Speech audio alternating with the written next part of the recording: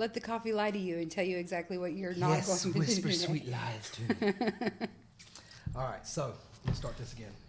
Hi, Sarah. Welcome to the Recovery Lab.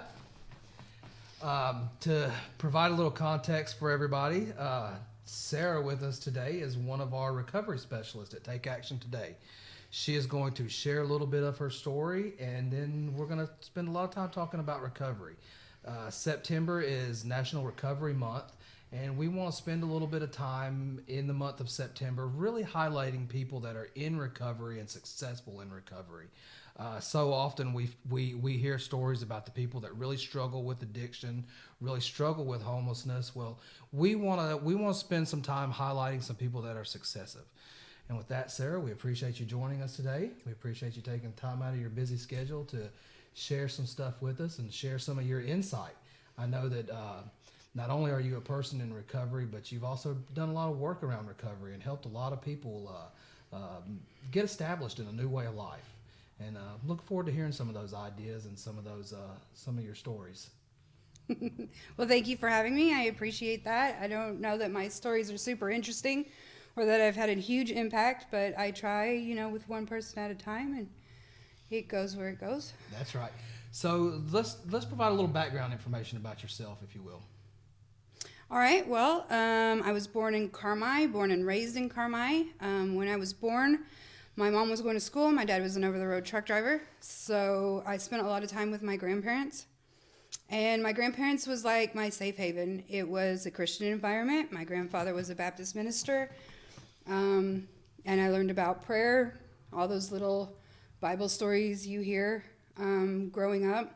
And then, I would be ripped out of that safe, comfortable environment and thrown into chaos. My father was an alcoholic, and he was not a nice one. I have pretty much been through any kind of abuse you can think of. Financial, physical, mental, sexual, spiritual abuse, with a lot of people don't even realize that that is a form of abuse, but there is spiritual abuse where you're forced to do or not to do something spiritual in your home, and that actually had a lot of effect in my life. I bet. So just growing up was tough. We suffered a house fire when I was 9. That was very detrimental to me at that time, being a 9-year-old and waking up without a toothbrush or a change of clothes. It had a huge impact on me, and it was something I would use later on in my life to hurt others with. When I was 12, I was sexually abused by a couple of different people. That was also the year I started cutting. That was also the year that I stopped praying. My father was one of those men who could be happy and in the kitchen making a sandwich and nobody in there with him and nothing happened, but a switch just kind of flipped and he was enraged and mad at the world and wanted to watch it burn. And so in one of these fits, he had hurt me, and I was sent to my room, and I was praying for my father. And you would think would be one of those prayers like, help me, or do something bad to him so this will stop. And it wasn't one of those prayers. It was a fix my dad. Mm-hmm. Just fix him so he's not angry at me. He liked to remind me every day that I was an oops, a mistake, and never wanted. Mm. And so I was just like, God, just fix my dad. Just fix him. I love my dad, and I want a real dad. He overheard those prayers, and he got very angry, and he reprimanded me for those prayers. So for a very long time, I walked around afraid to pray out loud for fear of physical repercussions. And even after he died, I had a incontrollable fear of him like coming back to life and hunting me down if I prayed out loud. So that was really something that I had to overcome. If you don't mind, I don't want to mean to interrupt your story. It's okay. Let's talk a little bit about what things did you do to help overcome that, because I think that's an issue that a lot of people face. I think you've touched on a couple of issues that a lot of people face that people generally don't talk about. One with the spiritual form of abuse, because that is a very real thing, and then another thing with your father. I know that for a lot of people, that is a reoccurring issue in the American family, either with the father not being present or being abusive or neglectful. A father is a very important role in the family. Something that I have found is that a lot of people tend to carry that trauma into Christianity with them, and sometimes it becomes a roadblock seeing God as a father. Now, do you feel like that affected your viewpoint of God as a father? Do you any?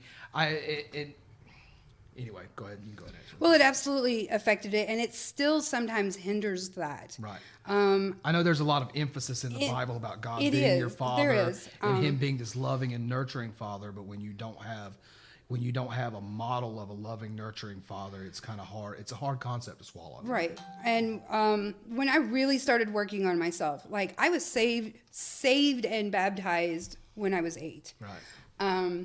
But I didn't fully surrender to the Lord until I was 34. So when I first started working on those things, I could open the Bible to anywhere and pick out a scripture and tell you how that was an abusive father. Mm-hmm. Especially in the Old Testament, it's really easy.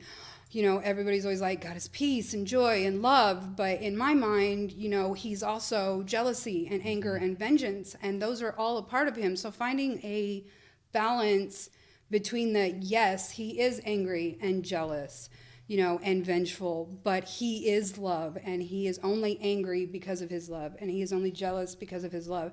And that's really, it's still sometimes a struggle for me to see, because for so long, all I saw was the anger and the jealousy, and I didn't have the other side of that.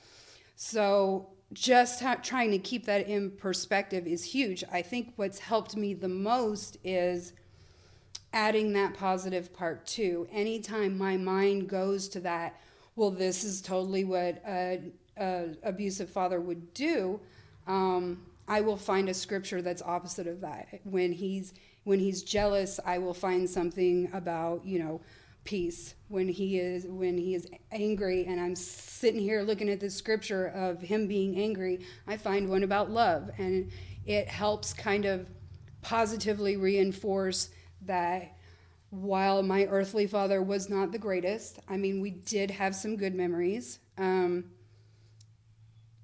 that we can't hold God to our earthly standards. Everybody fails in some way.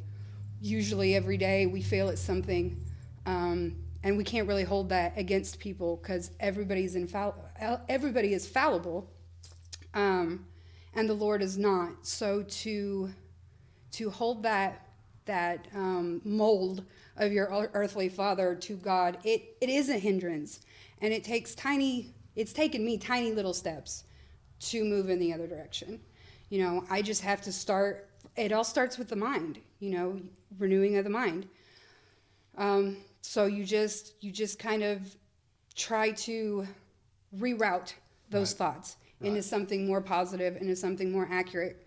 Because you can even intellectually understand that they're not the same, but in your heart not get it. Right. But the more you get it intellectually, the more you get it in your heart. So it's a process, and you have to be persistent and consistent, or you slide right back into it, just like with recovery, I think having that healthy, positive male role model is so important, and like you say, we carry those relationships with us, the trauma from our families. So my father ran off on me when I was an infant. Mm-hmm. Never knew him, still have never known him. I had a gentleman that adopted me when I was 4, married my mom, adopted me, and raised me like a father, and did a great job. He did. He brought me in, loved me, and encouraged, and I shouldn't say encouraged, but I mean, he loved me and took care of me and provided a lot of things, but I still didn't feel like I had that nurturing, positive, affirming father. I had, we talked about it in one of the previous episodes about, I feel like I got caught up in the tough love when I started getting into juvenile delinquency, and feel like I kind of got abandoned to the justice system a little bit. And that abandonment from a father and from a mother, just from my family in general, carried with me and carried a lot of trauma for a lot of years for me. So I get it when people talk about when people have trouble imagining God as a father. I think Cameron and I were discussing earlier this morning that I think that that's why so many people are out to tear down what they see as patriarchy in Christianity, because of poor male role models in their life, poor father relationships. To them, the idea of a male God is just induces trauma in their life. So they try to play that off as another, refer to God as a female. When like Cameron and I were discussing, God doesn't have a sex. The Bible refers to God as a father a lot, and there's a lot of purpose behind that. Mm-hmm. But when it carries that trauma from an abusive father or from a neglectful parent or something like that, it can be a hindrance to people. And so I get that. And I think that through positive relationships, positive male relationships, can change some of that. So do you think that I say do you think, I know you're going to say it did. How do you feel like that trauma affected your relationships going forward? I know you're going to get into some heavy subjects later on, but how do you feel like that relationship with your father contributed to some of the other things that you dealt with later in life? Well, the experience with my father and his anger made me angry. Mm-hmm. It continued that cycle of anger and hate, mm-hmm. And judgment. And so for most of my life, like, I was just like him. I would have never admitted that to you. Right. But I got a switch that flips too. And sometimes I can be in a room alone and nothing happen and nobody be there and just get angry at the world and want to watch it burn. So most of my life, I tried to escape from that. Mm-hmm. I wasn't really a mother to my own son because I was so afraid of messing him up, mm-hmm. in an abusive way, that I did the exact opposite and ended up neglecting him. I think that, and sorry to interrupt you, but I think you hit on something, a great point, because as a young parent, and still even as an older parent now, the most terrifying thing to me was that I was going to repeat some of the things that had happened in my life with my kids, especially as a person suffering that has experienced childhood trauma. The fear that I was going to continue that cycle through my life, it haunted me for so many years, to where it was almost an issue itself. And dealing with overcoming that and getting to the point to where I realized that I'm not the culmination of my experiences anymore. Right. That cycle has been broken in my life was something really liberating as a parent to feel. And then for those people who find themselves after years of repeating those cycles, the ability to change that you're not stuck in those cycles. Those right. cycles can be broken, I think, is really important for people to realize, because I was terrified of it, and especially with a daughter. I was very promiscuous as an addict, as a teenager. And I knew that there were childhood traumas that came along with a lot of that. To be afraid that I was going to carry that on with either one of my kids was just terrifying. I agree. I was so terrified. I gave my son to the family, mm-hmm. To be raised. Right. And he's still with them. We have an awesome relationship now. We talk every day, and I get to see him. But I was so afraid of becoming him that I became the opposite, and right. ended up hurting him just as much. Yeah. Neglect sometimes is just as bad as hitting. And I don't mean neglect like he didn't have food and he didn't have right. water. I mean neglect as in emotionally, like I couldn't. I expected to have this wonderful moment when he was born, and 6 months later I looked at my husband and said, I feel like a long-term babysitter. I still don't mm-hmm. And it was because I was afraid. It was because I was so overcome with fear, like I couldn't allow myself to make that attachment and then become that person and live with the guilt. Right. I couldn't. It's interesting that you point that out, because when my first child was born, and even the second one, but especially the first one, I thought it's that magical moment where I see my child and I'm all of a sudden in love with this being, and I'm going to give my life to him, and I didn't have that attachment. Yeah. Whether it be a personality thing or a trauma thing, I feel like I had to learn to love my kid. You know, as counterintuitive as that sounds, somewhat because of the trauma and somewhat because of the modeling. Because I was kind of the same way. I had everything I needed for the most part, but I didn't have that emotional connection with really either one of my parents, especially my father.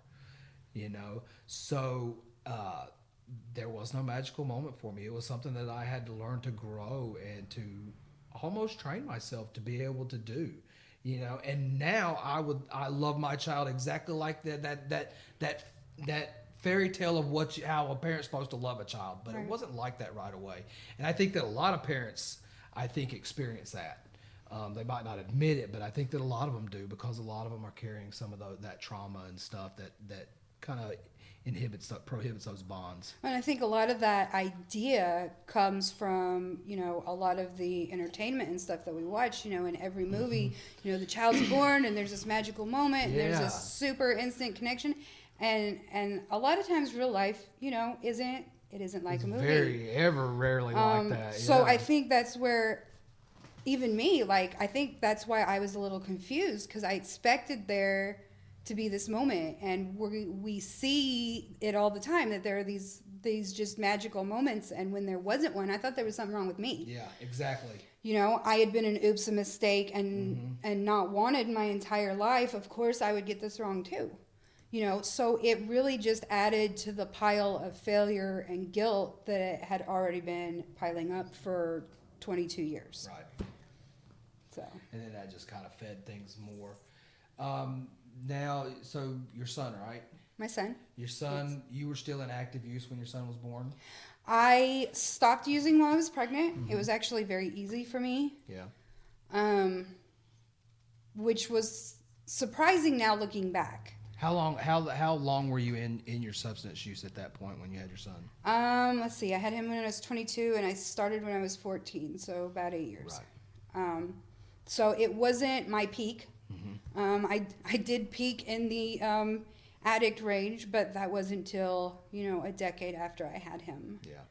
So, but you know, I was able to stop. I even quit smoking cigarettes while I was pregnant with him. The pregnancy went fine. It wasn't a hard thing. In fact, even his labor was easy. It was when he was there that became the problem.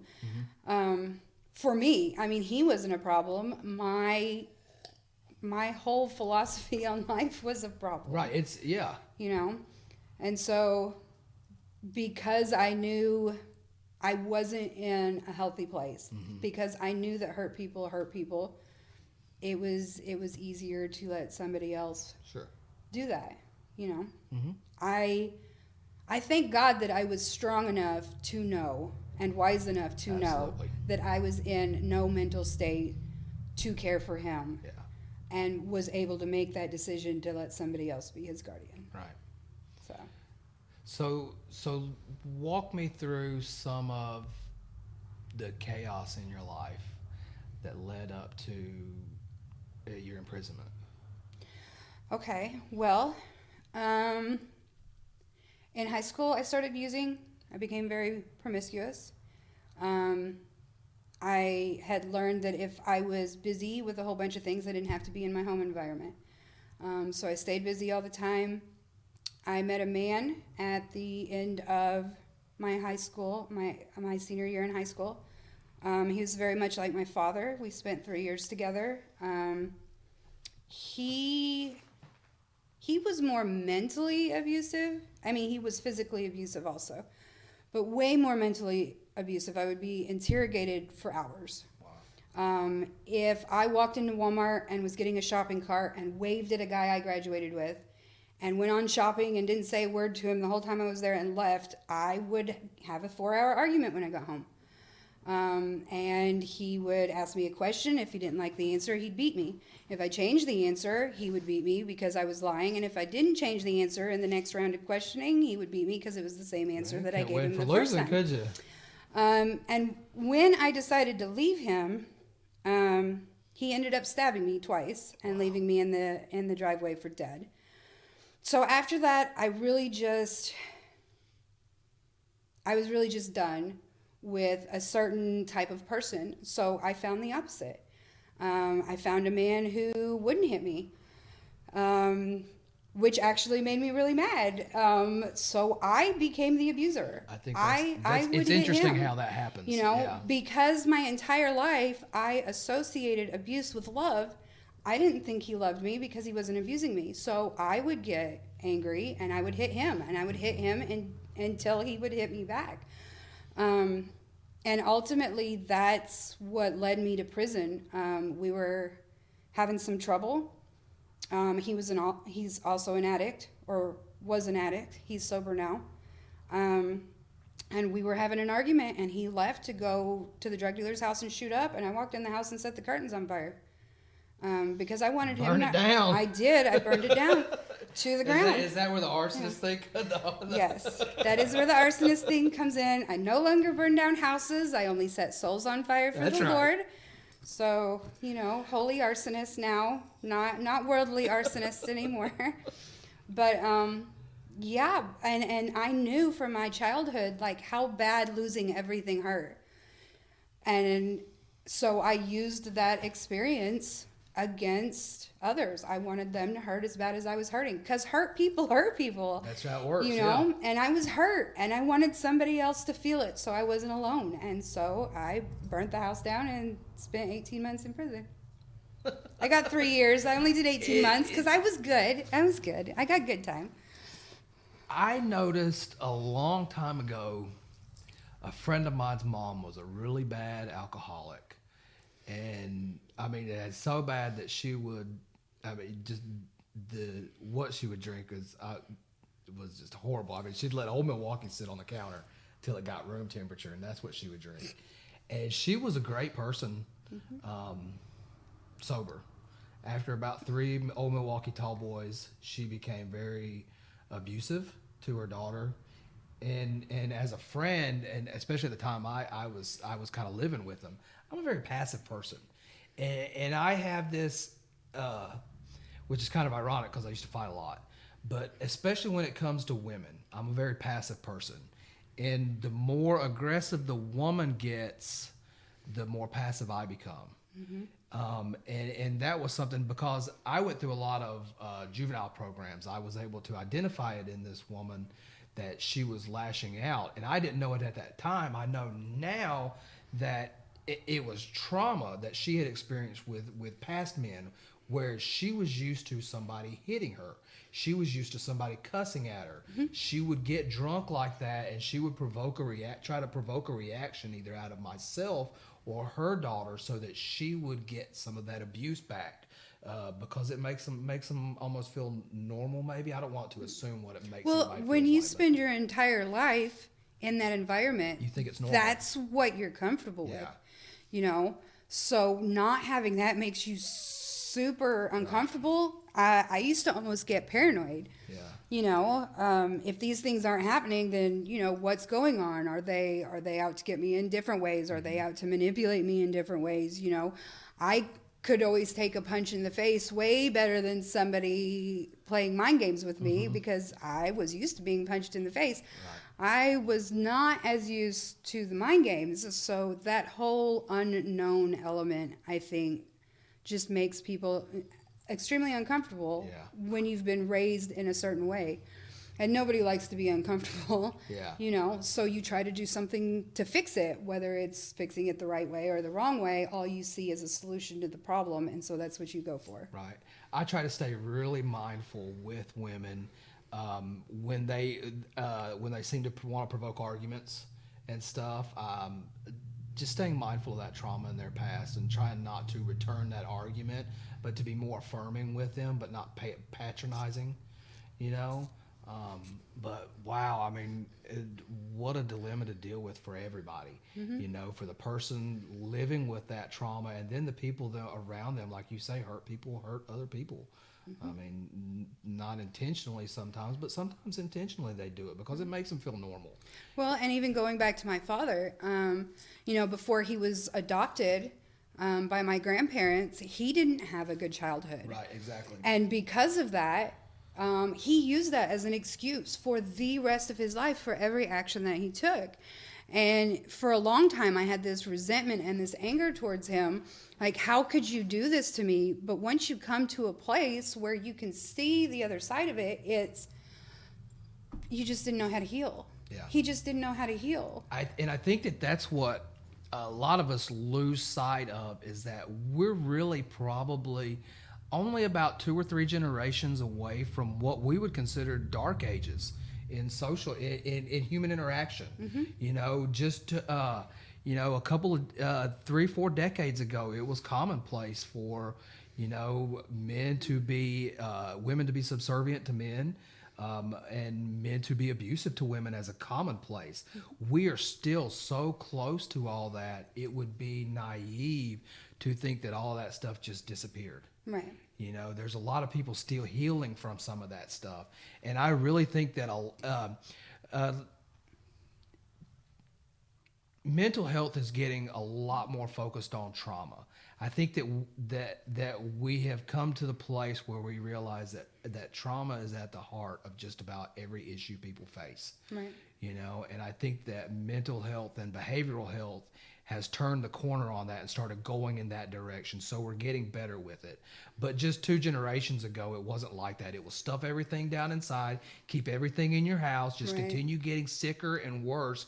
And I see women in particular, but some men who are in their 50s, 60s, and 70s now that have repressed so much trauma in their life, were never allowed to make decisions for their life, were never empowered in their life. Their whole life they've been something just a little bit less, and it manifests themselves in health issues later on in life, and mental health issues, to where I think that there are a lot of health issues that we're dealing with now as a society that are trauma related because people never got that healing, and it's manifested itself later in life in heart conditions, cancer, a lot of issues besides just substance use, a lot of health issues that we think are caused from just life.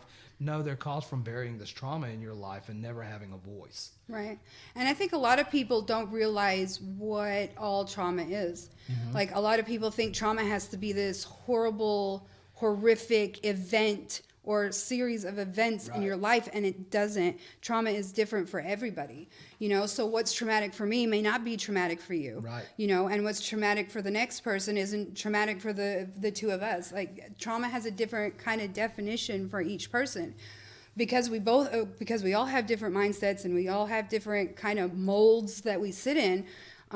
What's traumatic to one is not necessarily traumatic to the other. So it doesn't have to be something like super horrific, like, my father molested me, my uncle molested me, I was beaten, I grew up in a screaming environment. It could be I was 4 and my favorite cat got ran over by a car. Right. And we still stuff those things down and stuff those things down. And a lot of times people are like, oh, other people are worse than I am. There's no reason for me to feel like this, but their feelings are valid. Like, everybody else may be looking at you like, why are you angry right now? That's not something to be angry about it. But sometimes you can't help your initial reactions. You may choose to keep feeling that way, but your initial reaction is your initial reaction, and your feelings are valid. Right. There's a reason that you feel that way. And those things have to be addressed. If we just shove them down, no matter how small, like, they build up. Absolutely. I know one of our previous guests, Matt Crane, from Cornerstone in Marion, he talked about in his past, just financial struggles in their family were traumatic for him. Moving around a lot, not fitting in. I know for me, it's so funny because the brand is so forgotten about now. But I remember an experience when I was about 12 or 13 where I wanted Bugle Boy pants. Bugle Boy were the thing back then, and I don't even think the company's around anymore. But we didn't have the money for me to have that kind of stuff for Christmas, and I remember crying to my mom because I wanted Bugle Boy jeans and we couldn't get them. And now on the surface, that seems so silly. And it is really silly when you think about it. Right. But for me, that was a traumatic experience because here is one more time in my life where I'm less than everybody around me. Right. You know, we grew up, my parents worked their way out of some very poor conditions, you know, and there was a sacrifice that came with that, which there was a lot of disconnect between my family and me, you know, because they were working and going to college and stuff. But I lost my train of thought. Sorry. It's okay. It happens. But anyway, so let's go back to, so you said you did 3 years on an 18-year bit? I did 18 months on a 3-year bit. Yeah, 18 months. That's what yeah. it is. Sorry. Got out, was sober for 3 years. And I say sober, not recovered, because you Right. can be sober and not recovered. Woo, you I said a s- mouthful then. Right? I had the same mindset. I was still stuck on a pity pot. I was playing the victim role. It was poor me. I never had a fair chance. You know, if only I had had those parents, or if only I had lived somewhere else, or if only I had had this job, you know. It was always somebody else's fault, something else's fault than it was my own. And so I was sober for 3 years. I ran the AA meeting in town. I went to church every Sunday, but I still continued to do the things I was doing without the substance abuse. I was still wrapped up in the sex industry. I was still a phone sex operator. I was still a dominatrix. I would sit next to you on Sunday in a pew and beat your husband on Monday. I didn't care, and Right. everybody knew it, and I was not ashamed. You know, and then Everybody knew it. I mean, I didn't really hide that Really? very well. I mean, like beyond No. rumors, it was just rumors. Everybody was. No, I've always been pretty open. Yeah. Even Yeah, you don't when seem I've like a went to person that- court about something, you know, I may plead not guilty to try to get my sentence reduced, but for the most part, you know, after I burnt the house down, I walked in the police station and was like, "You better arrest me because I burnt that to the ground," you know, and I don't even know that they had a warrant for me. Yeah. But I was just like, yeah, y'all, like, I did that. Like, you better put me in jail because I might go do it again. Right. So, you know, for 3 years when I had that parole accountability, I was sober. And then I got off parole. And then I came home one day and there was a bag of meth on the table. And I looked at my husband and I said, "I'm going to smoke this." And he said, "I have just been waiting for you to break." And right back down that road I went. And it was a lot faster this time. I picked up right where I left off. And it wasn't, I don't think, 18 months later, I was in jail again on 4 more felony charges and back in prison. I had been sober about 4 or 5 years when I relapsed pretty heavy. A lot of people. I moved back to my hometown and started a drywall business and was employing a lot of my old using friends. My heart was I was going back to reach back and help them, and ended up I discovered along the way that my hometown is a very toxic environment for me and I cannot live there. Right. I think one of the hardest things was hearing, and it's funny now looking back, and I know that they didn't mean it like this, but it meant it to me, was just hearing them say that he's back. You know, in kind of a fun way because it was time to go party. Right. But because I ran so hard after that lifestyle, and to me, and I went right back to running that hard after it because I really felt like I was back then, and it was amazing how fast I slid back into things. After 4 or 5 years of sobriety, 4 or 5 years of working in the church. At this time, I was serving as a youth minister in my hometown. I had put together music festivals.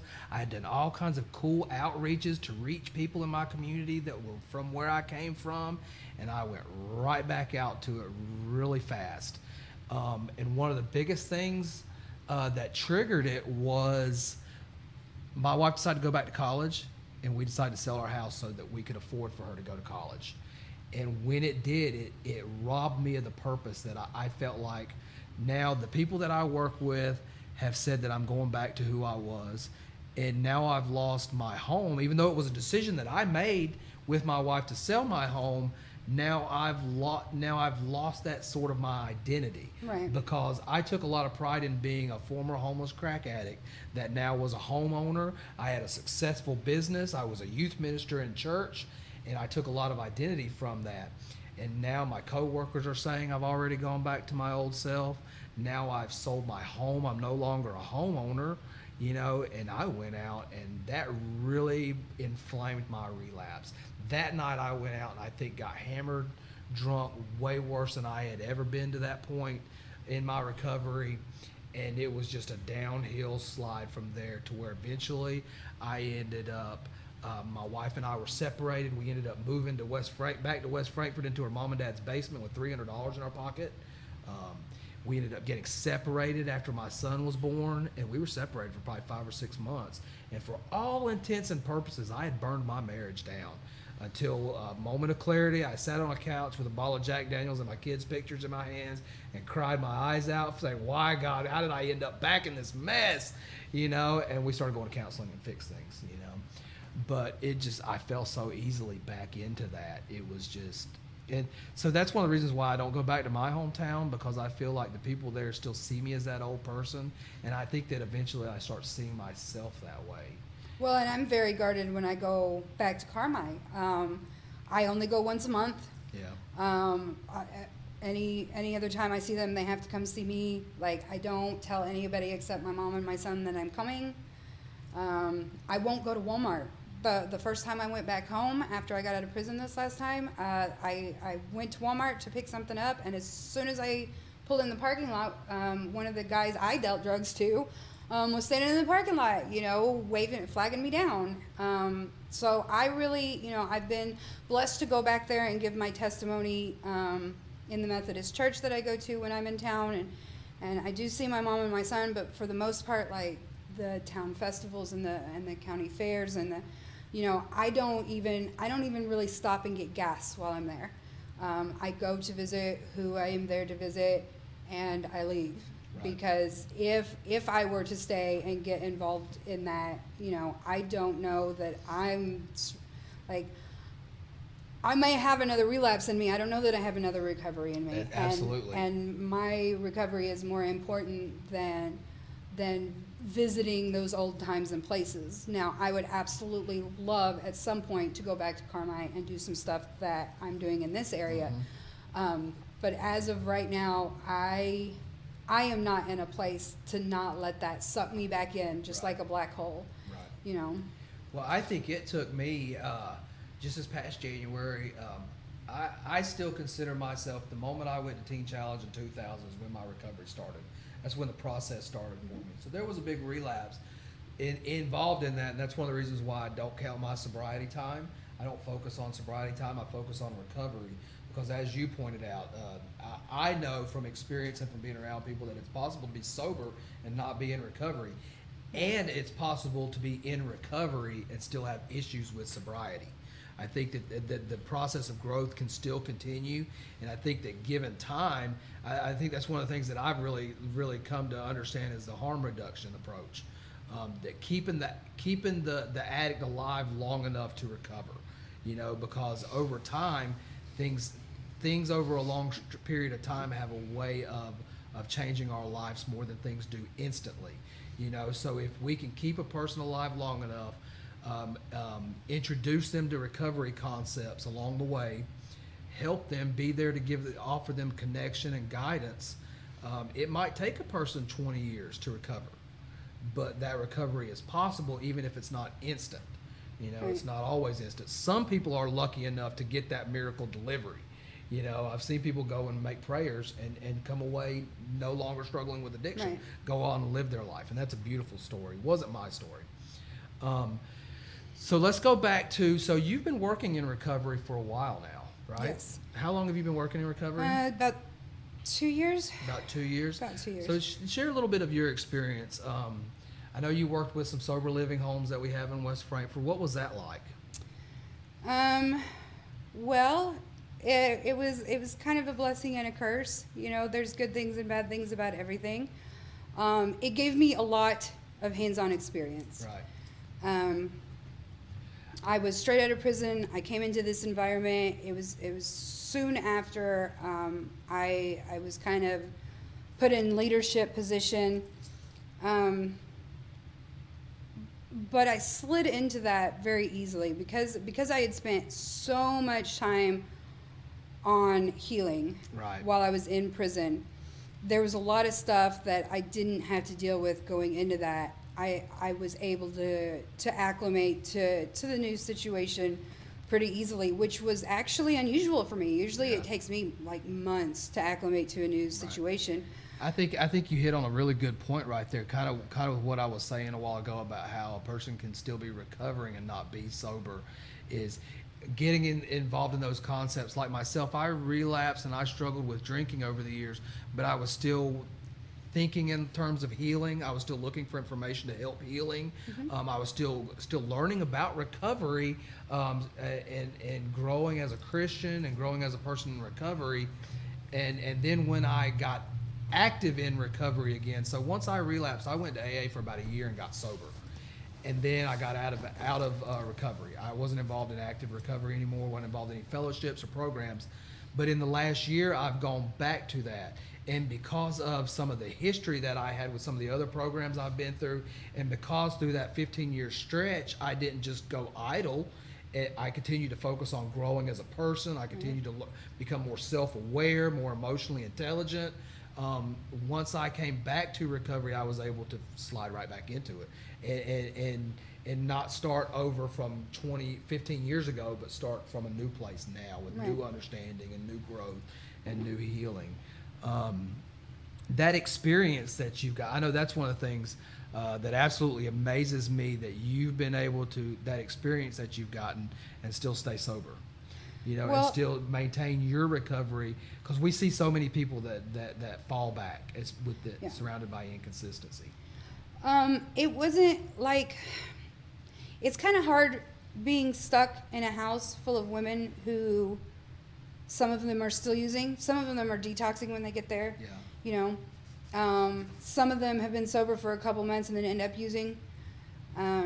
So the first time I went through somebody's belongings and found a meth pipe, I was really surprised at how I immediately broke that. I mean, there wasn't any time between me finding it and me stomping on it and breaking it. And I think that really taught me to not give myself those moments to stop and think about stuff. That's one of the hugest things it did for me, was you don't hold it in your hand and say, oh, well, what am I going to do with this? No, you get rid of it. I just came off of a job where I was working in some dorm rooms for college, and we found all kinds of stuff. I found needles in toilets and crack pipes on counters, and and some of my coworkers, they'd walk in and they'd be like, I don't know what to do. Even the ones that hadn't been addicts were like, is this evidence? Do I keep this here? And I was just going through, picking stuff up and throwing it away. No, you don't have to sit there and question those things. The more you question, the more you have a chance to use those things. And so you have to be quick to say, no, get rid of it.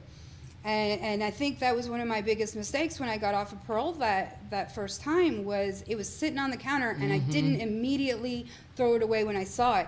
I sat there and I looked at it, and then I debated it with myself, and then I used it, and if you don't give yourself that opportunity, you don't have that opportunity. I know, right? Yeah. You don't make that mistake. Now, there are other times when you need to stop and think, like when somebody's intoxicated and nose to nose with you and screaming and spitting in your face, and you have to take one of those minutes to where you're like, I'm not going to punch this person in the face right now. But just learning when to go and when to stop was a huge part of that. I had an instance where we were in the middle of Bible study, and this girl just had this whole come apart, just screaming and jumping in my face, and I'm sitting in a chair, and she's like screaming at me, jumping in front of me, and I knew, everything in me told me to stand up. But the moment I stand up, the moment I'm challenging her in her mess. Yeah. And so for me to be able to sit there for those 10 minutes and listen to her call me everything but a white woman and tell me exactly what she was going to do to me for revenge, and, just to be able to sit there and listen to her feelings, which were valid. They were her feelings. They were valid. And then afterwards to be like, do you feel better? Was a huge step for me, because in my past I would have thrown a glass ashtray at her head and the cops had been called and we're both going to jail. Right. But just learning which moments to act quickly and which moments to be patient in. Yeah. Has been a huge help, and that's really what I learned the most in that first year. I think one of the things that amazes me so much about your experience is, outside of your perspective as a consumer of mental or behavioral health services, you really didn't have any formal training to be able to work in sober living homes, right? So my formal training was probably 20 years of therapy. Exactly, right. But you Yeah. were able to step into a place where you're in a stressful environment, surrounded by other people that are still using some of the time, to be around those triggers, and then to face stressful situations like what you're saying, and to have the presence of mind to know that if I stand up, I'm being confrontational. I just need to sit here and let her have her voice, let her have her moment. Is amazing, and I think that's one of the things about our organization that a lot of clinical agencies kind of miss is our ability to come from the consumer perspective, from the lived experience perspective, and then to grow through some of these things. These concepts and these ideas are not just stuff we read in a book, but they're things that we applied to our lives and that changed our life, and we know the power in them. And then when you see yourself in that moment, show that power that you've gained over the years through your recovery is just amazing. And to know that didn't come from somebody like myself, who's paying an enormous amount of money for a college education, or for a clinician to read that stuff in a book, for you to gain that is just tremendous. I think it speaks to a lot about your character, a lot about your heart, a lot about your own humbleness, to be able to set your own ego aside. And I think that's one of the biggest things that gets a lot of people in trouble in this industry is our own egos. So many people come from a place where they're serving others out of their own ego rather than serving others out of the other person's necessity, out of their needs, and that is so important. What do you feel like? I know that you work with both men and women in the sober living homes. Who do you feel like was more challenging, the men or the women? The men. The men. Do you feel like that was yes. an opposite sex thing, or a dealing with men's issue, kind of men being different than women? I find that women tend to want recovery more than men do. I think you're right. And so I have had an easier time getting women to start down the right path than I do men. Yeah. I have two men in particular I've been working with for over a year, and I mean, we're about out of options. We've exhausted every rehab, every mental health facility, every homeless shelter. And they are set in their ways that they are a man, and they're gonna go balls deep, as they both call it. They're gonna go big or go home, except they don't have a home, so they just go big. They just go big because they don't have a home to go to. Yeah. So definitely the men, and I don't want to label all men like this, because I know it's not all of them, but it tends to be a pride thing. Yeah. Women seem to be able to ask for help more than men do. Now, I know women that still can't ask for help, or it's still really hard for them. But for the most part, for a man to be like, I need help, and a lot of times it doesn't even come out like that. Yeah. It's not, I need help. It's more like, well, what would you suggest? Yeah. Because then it's not, I need help. Yeah. It's I'm just gonna, be nice and listen to what you have to say. But then if you say something good, they kind of make it their own and try it on their own. But definitely men seem to be more difficult to try to usher onto that path than women are. I think that they are too, and I think that's a issue with our society and with our culture more than anything. I think that women grow up seeing a more emotional role model, where men see a more reserved emotional role model. So they don't really, and I think that we all know this. We have talked about this for years about how men just don't explore their emotions enough and stuff. But I really believe like that's changing.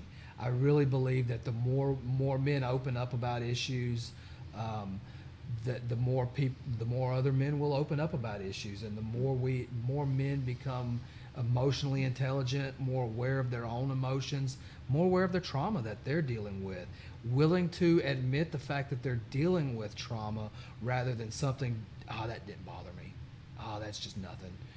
I think that the younger generations will be able to advance that forward a lot better, and I think that'll really come into really make it more achievable for men the way more men recover. But I definitely encountered the same thing. I feel that there's a greater willingness from females, as well as a greater willingness to work in recovery, to turn around and to reach out to others. I know for me, the greatest empowerment in my recovery was when I got involved and started working with other people, trying to help them recover. Because it took things from just being an idea in my head to where I actually had to apply some things, and it's a little bit different. But like I said, just the things that you've been able to accomplish working with people is absolutely amazing. I think that's one of the reasons why you're a great fit for our organization as a peer specialist, because not only do you bring some great lived experience from being on that side of things, but you also bring a lot of experience on how to reach people that are coming from homelessness and coming from that all-out mentality in substance use. You're dealing with, what we're dealing with are people that are really at the bottom of the bottom. And it's a different approach than what a lot of people see in a lot of clinics. Well, I think that's what recovery is going to take, is a different perspective. You said something about harm reduction earlier, and a lot of people on the outside don't get it. But in my addiction, I was doing harm reduction. Right. Everyone knew my house was the house to come to for clean needles, or a sandwich and a nap, or a shower, or, just a condom.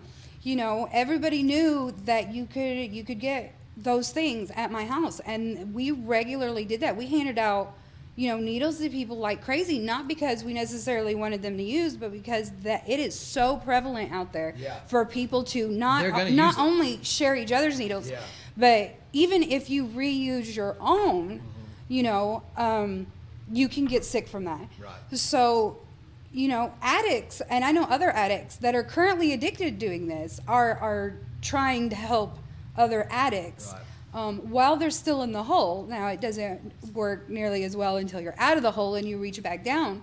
But even addicts in addiction kind of see from a different perspective where we can help each other. They're just not in a place to help each other.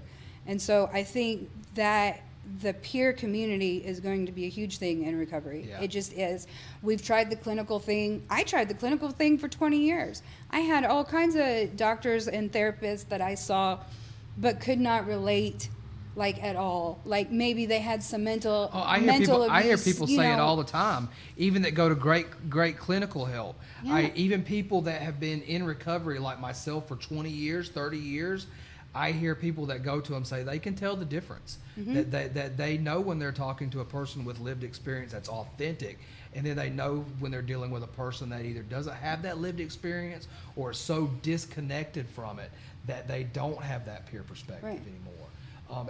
And people know that, and it makes a huge difference. I think that the peer role is going to gain a lot more momentum in our area that's coming up. I want to go back and touch on, you talked about needle exchange. You kind of touched on needle exchanges. I think that changing the stigma and the conversation in our region around concepts like harm reduction, about needle exchanges, about, even as far as medically assisted treatments, there's a huge stigma in our area still regarding medically assisted treatments. But the point is that people are finding liberation through this. Right. People are finding recovery. On the surface of it, giving an IV drug user a needle might look like you're fostering that habit, Right. but what it's doing is it's helping keep that addict alive long enough for. We talked about it in either the last episode or the one before that about not being willing to find recovery, but being ready for recovery. Right. A lot of people just aren't ready for it yet, and keeping that person alive until they are ready. Man, people change.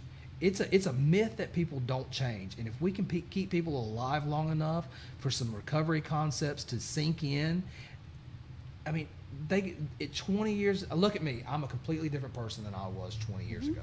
It wasn't overnight. For a lot of people, it's not overnight, but it can happen. Recovery can happen for people, but we got to keep them alive. One of the biggest issues that we're facing right now with the overdoses and stuff is that, especially with the opioids and the heroin, people enter recovery and their tolerance drops. Right. Or people have been in recovery or been in prison for a decade, come back out on the street, don't have a clue what fentanyl is. Yep. You know, so they go out thinking they're going to get their regular dose, something that they could get high off of 10 years ago. It's killing them. Yeah. You know, but if we can keep them alive longer for them to attend a meeting that something might sink in, or them to have that moment of clarity. I mean, it can save some people's lives, and that's what we're here for. We're here to save people's lives, change people's lives, and if that means I have to give you something that on the surface might seem counterintuitive, Right. I'm glad that people are willing to step outside of that box now and consider alternatives. You know, that's one of the big things that I like to talk about is solutions. Let's not just look at problems. Well, we've looked at the problem of substance use for a long time. Let's start looking for some new solutions that are going to work, and let's not keep doing the same thing. We talk, especially around not-for-profits, talking about not reinventing the wheel. Well, there's some improvements that need to happen. Right. You know, we can make some better models, make some better tires, something. And I think that harm reduction is going to be a key to some of that in the future. And I think a lot of people not in recovery just can't see it because they've never been on the other side. Like when you are surrounded by addicts, because when you're an addict, you're surrounded by addicts. Absolutely. You don't have somebody setting a good example for you. Like you might have your mom and your grandma who pray for you and try, but when you've had a relationship with them your whole life, you don't see them necessarily as an example. So when you have somebody come in and be like, I know you're using a needle, at least use a clean one. I'm not going to judge you. I know what you're doing. I still love you. It's not, I would prefer you not to do this behavior, but I'm not going to yell at you or be angry at you if you do. It opens up that door so when they are ready, you're there. You're there, because even if you go to your mom and you need help, or you go to your grandma, a lot of times they don't know where to get it and they have to reach out too. So if somebody like you or somebody like I have been there and went into the home and just fellowshipped with them or gave them clean needles or water or food or whatever it is they needed at that time, they remember that and they can go back to that and be like, hey, this person's not going to judge me. I've had this experience with them before. You know, they're going to use a needle whether we give it to them or not. At least it's clean. At least it's clean. Or at least we can provide a red box to put the used ones in so they're not, you know, showing up on the street corner. I can't tell you how many times I've found needles on the sidewalk or whatever. I can't tell you how many posts I've read on Facebook about people finding needles in the park. Right. Provide a sharps container for them. We have one at this end of town and one at this. Right. Go put them in there. No judgment. You know. So that's one of the big issues with the war on drugs that's happened, is that we force so much of that activity underground.